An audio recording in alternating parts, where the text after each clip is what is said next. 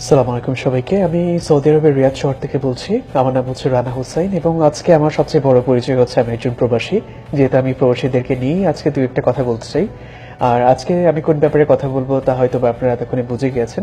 কেউ কাউকে সময় দিতে পারবে না, এটা তো আসলে কোনো বিয়ে হচ্ছে তাদের বিয়ে করারই দরকার নাই। সেক্সুয়াল ট্রান্সমিটেড ডিজিজ এটা বাংলাদেশের চেয়ে অন্যান্য দেশের বেশি হয়ে থাকে। তো একটা পাগলকেও যদি ক্যামেরার সামনে দাঁড় করিয়ে দিয়ে কিছু বলা হয় যে এই পাগল তুমি কিছু একটা বলো, সে যতটুকুই বুঝে সে কিন্তু চেষ্টা করবে যে কিছু একটা বলার জন্য। যাই জানুক, সে বুঝুক আর না বুঝুক, হোক সেটা যৌক্তিক বা অযৌক্তিক, কিছু একটা বলার চেষ্টা করবে। প্রবাসী ছেলেদেরকে কেন বিয়ে করা যাবে না, এবং তিনি কিছু আপুদেরকে কিছু প্রশ্ন করেন এবং আপুরা তাদের মতো তাদের মতামত মতো সেই কথাগুলোর রিপ্লাই করেন যে কেন প্রবাসী ছেলেদেরকে বিয়ে করা যাবে না। তা আমি আসলে সেই সব আপুদের এবং ওই উদ্দেশ্যে কিছু কথা বলবো আজকে। তো ভুল ত্রুটি হলে অবশ্যই ক্ষমার দৃষ্টিতে দেখবেন, কারণ আমি তো আসলে প্রফেশনাল কেউ না। তো অ্যাজ এ প্রবাসী আমার কাছে মনে হলো যে আমার এই কথাগুলো বলা উচিত, তো সেই কারণে আজকে ভিডিওটা বানানো। আশা করি আপনাদের ভালো লাগবে। আর যদি ভালো লাগে তাহলে অবশ্যই আপনারা শেয়ার করতে ভুলবেন না, কারণ সবাই দেখুক, জানুক এবং বুঝুক। ধন্যবাদ সবাইকে। তো চলুন আমরা ভিডিওতে চলে যাই। ও মেয়েরা কেন প্রবাসী ছেলেদেরকে বিয়ে করতে চায় না?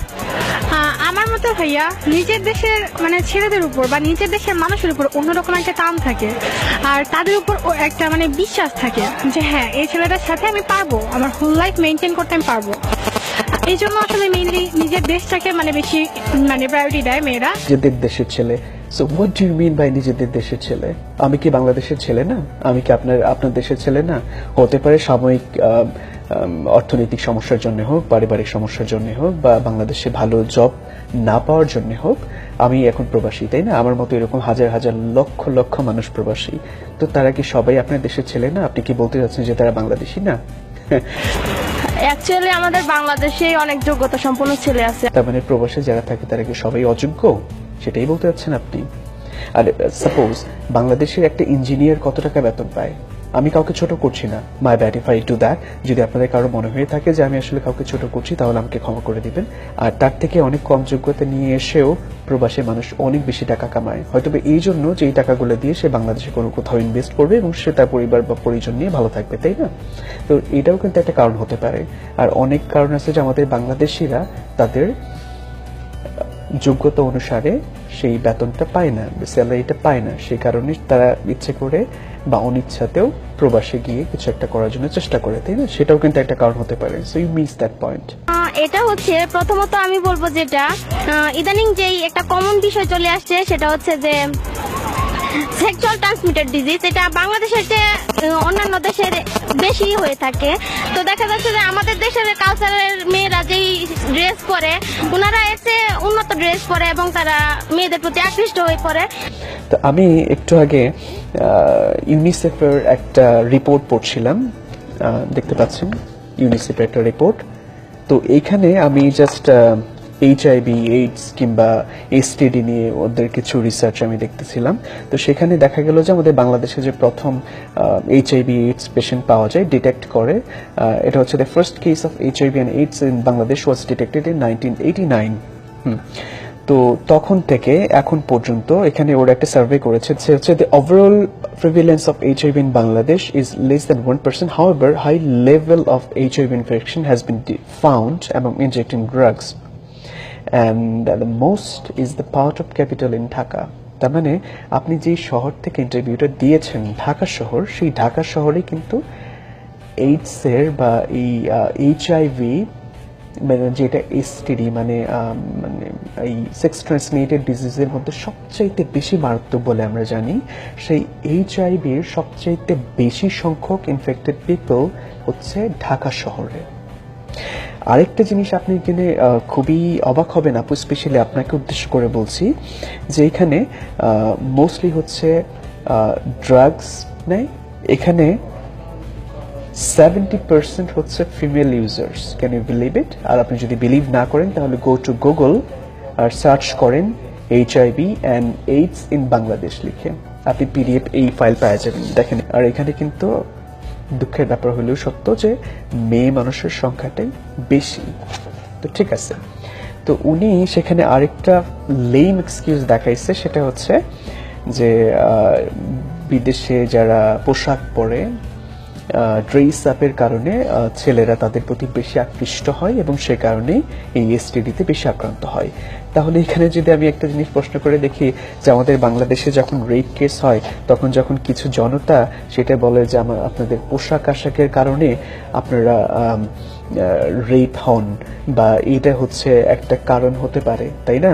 তো সেই ক্ষেত্রে কিছু ফেমিনিস্ট তারা জোর গলায় বলে যে না, আসলে পোশাক আশাকের জন্য রেপ হয় না, এটা হচ্ছে নিতান্তই তাদের মনের ব্যাপার। তাহলে এইটাই যদি আপনাদের মেয়েদের ফেমিনিজম বা ফেমিনিস্ট যারা তাদের বক্তব্য হয়ে থাকে যে পোশাকের জন্য ওই রেপ দায়ী না, এই ক্ষেত্রে দায়ী হচ্ছে মানুষের মন মানসিকতা, তাহলে আপনি একটা মেয়ে হয়ে কিভাবে বলতে পারেন যে ড্রেস আপের কারণে ছেলেরা এইসবের কারণে বেশি আকৃষ্ট হবে? এটা কি ভুল হয়ে গেল না?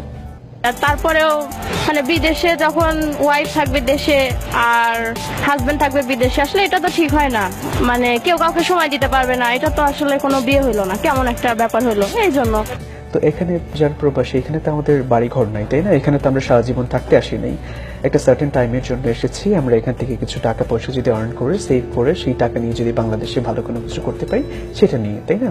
তো এখানে কিন্তু আমরা এখানে সারা জীবনের জন্য থাকতে আসি নাই। এই যে চোখের আড়াল মানেই মনের আড়াল, আর ভালোবাসা কাছে থাকলে ভালোবাসাটাও বেশি থাকে, আর এই জন্য মেয়েরা চাই না তাদের হাজবেন্ড বাইরে যায় থাকুক, এটা আমার মনে হয়। আপু বলেছেন যে চোখের আড়াল হলে নাকি মনের আড়াল রয়ে যায়, তাই না? কাছে থাকলে ভালোবাসা বেশি থাকে। তো এই ব্যাপারটা কিন্তু একেবারেই অযৌক্তিক এই কারণে যে আমি নিজেও কিন্তু বিবাহিত। একটা কাপল যখন একসাথে থাকে তখন কিন্তু তাদের মধ্যে অনেকটা ইন্টারেস্ট কমে যায়। যেরকম আমি বাংলাদেশে যাই 2-3 মাস পর পর বা কখনো 6 মাস পর পর, যদি বেশি হয় তো বছরে 3-4 বার আমার বাংলাদেশে যাওয়া হয়। তো আমি যখন বাংলাদেশে যাই তখন আমার কাছে এরকম মনে হয় যে আমি মনে হয় সদ্য বিবাহিত, এরকম মনে হয় আমার। কিন্তু মানে তখন আমি জানি না যে আমি যখন মানে একটু লং টাইমের জন্য যাই তখন কিন্তু দেখা যাচ্ছে যে ছোট্ট একটা ঘটনা, যে আমি যদি বলি যে আমাকে এক গ্লাস পানি দাও, আমার ওয়াইফকে যদি আমি বলি যে আমাকে এক গ্লাস পানি দাও, তো তাহলে সেটা আমি যখন বাংলাদেশ এখান থেকে যাওয়ার পরে মানে ফার্স্ট উইকের মধ্যে আমি যেটা বলি সেটার মধ্যে কিন্তু অন্যরকম একটা রোম্যান্টিক ভাব থাকে, মানে একটা সুইট করে ডেকে যে আমাকে এক গ্লাস পানি দাও। সেটা যখন আমি 1 মাস পরে বলি তখন কিন্তু এরকম থাকে না, এই আমাকে এক গ্লাস পানি দাও। তো এটা কেন হয় জানেন? একজন মানুষকে যখন আপনি সবসময় দেখবেন তখন কিন্তু আপনার ভিতরে সেই ইন্টারেস্টেড থাকে না। তো সেই ক্ষেত্রে আমার মনে হয় যে প্রবাসী তারাই কিন্তু একটু বেশি রোমান্টিক হয়, তারাই কিন্তু তাদের ওয়াইফ কিংবা তাদের পার্টনারকে একটু বেশি অন্যরকম দৃষ্টিতে দেখে। তো সেই ক্ষেত্রে কিন্তু আমার মনে হয় যে চোখের আড়াল হলে মনের আড়াল হলে ঠিক হয়, ঠিক আছে, কিন্তু যারা সত্যিকারে একজন আরেকজনকে ভালোবাসে তারা কিন্তু কখনো এই টপিকটাকে মানবে না। আর সেকেন্ডলি আরেকটা ব্যাপার হচ্ছে যে যারা প্রবাসী তারাই কিন্তু তাদের পার্টনারকে বেশি ভালোবাসে। হতে পারে সেখানে 1-2% নাও ভালোবাসতে পারে, হতে পারে 1-2% পরকীয়া করতে পারে, হাতের 5টা আঙ্গুল কিন্তু সমান হয় না। So you have to think about it. বয়স 50-60 হয়ে গেলেও তাদের বিয়ে হয় না, তো তাদের কি মানে করণীয়টা কি বলে মনে করেন? তাদের কি আর করার, তাদের বিয়ে করারই দরকার নাই। কেন আপু? আপনাকে একটু মনে করাই দিব যে আমাদের রেলমন্ত্রী কত বছর বয়সে বিয়ে করেছেন, সেটা মনে করিয়ে দিব। কেন বিয়ে করেছেন আপনারা? মানে আপনার মতোই তো একটা মেয়ে তাকে বিয়ে করেছে টাকার লোভে, নাকি সে মন্ত্রী সেজন্য? আচ্ছা ঠিক আছে, সেটাই বাদ দিলাম। এখন আমরা একটু অন্যরকম, মানে একটা লেখক বা ঔপন্যাসিক আমাদের হুমায়ুন আহমেদ স্যারের কথাই বলি। সে কেন শাওন, মানে তার আর শাওনের কথা তো আমরা সবাই জানি, তাই না? তো তাহলে কি তার কি বয়স 50-এর বেশি ছিল না? আচ্ছা যাই হোক, শাওন কি অশিক্ষিত? সেটাও কিন্তু না। সো এটাও নিতান্ত মনের ব্যাপার। সো আপনি এই ক্ষেত্রে বলতে পারেন না যে তাদের আর বিয়ে করার দরকার নেই। আমার পরকীয়টা বেশি হচ্ছে, রাইট? পরকীয়ার ব্যাপারটা তো আসলে এটা মনের, দূরের তো এটা আসলে ম্যাটার করে না, সবকিছু মনের ব্যাপার। তো পরকীয়াটাও এটা মনের ব্যাপার, ইচ্ছা অনিচ্ছার ব্যাপার। পরকীয়ার ব্যাপারটা এটা আসলে একটা আপু বলেছেন যে হ্যাঁ এটা নিতান্তই তাদের মনের ব্যাপার। So yes, I agree on that. এটা নিতান্তই মানুষের ব্যক্তিগত প্রেফারেন্স। অনেক সময় থাকে যে একই ছাদের নিচে থেকে একই সাথে থেকেও তারা তাদের অ্যাকাউন্টের সাথে তাদের সম্পর্কটা স্বচ্ছ না, তাই না? তো সেই ক্ষেত্রে আমি বলবো যে এটা আসলে নিতান্তই মনের ব্যাপার। যার চরিত্রের দিক থেকে, মানে চারিত্রিক দিক থেকে যে আসলে স্বচ্ছ না, সে হতে পারে বাংলাদেশে তার হাজব্যান্ড ওয়াইফ থাকলেও তারা অন্য কিছু করতে পারে, আবার বিদেশে থাকলেও তারা অন্য কোনো কিছু করতে পারে। এটা হচ্ছে পারিবারিক শিক্ষা, এটা হচ্ছে আপনার নিতান্তই ব্যক্তিগত ব্যাপার, এটা হচ্ছে যে আপনি কি করে আপনার সম্পর্কটাকে ভ্যালু করেন বা ভ্যালু দেন। সো এই ক্ষেত্রে আমি কোনো কমেন্ট করতে চাই না। So you know the answer.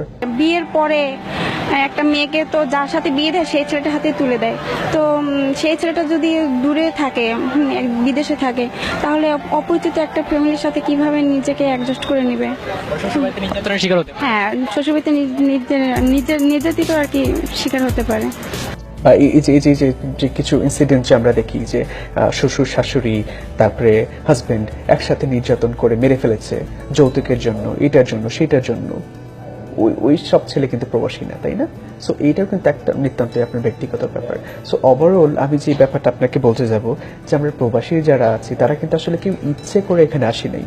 আমরা যদি ভালো কিছু করতে পারতাম বাংলাদেশে, আমাদের সরকার যদি আমাদেরকে ভালো কোনো কর্মসংস্থান করে দিত অ্যাকর্ডিং টু আওয়ার কোয়ালিফিকেশন, বা আমরা যে এখান থেকে আমরা আর্ন করতে পারছি সেই অ্যামাউন্ট যদি আমরা আর্ন করতে পারতাম লিটল বিট মোরলেস, তাহলে কিন্তু আমরা নিজের জন্মভূমি, নিজের দেশ, নিজের বাড়ি, নিজের বন্ধু বান্ধব, নিজের পরিবার ছেড়ে আমরা এখানে আসতাম না।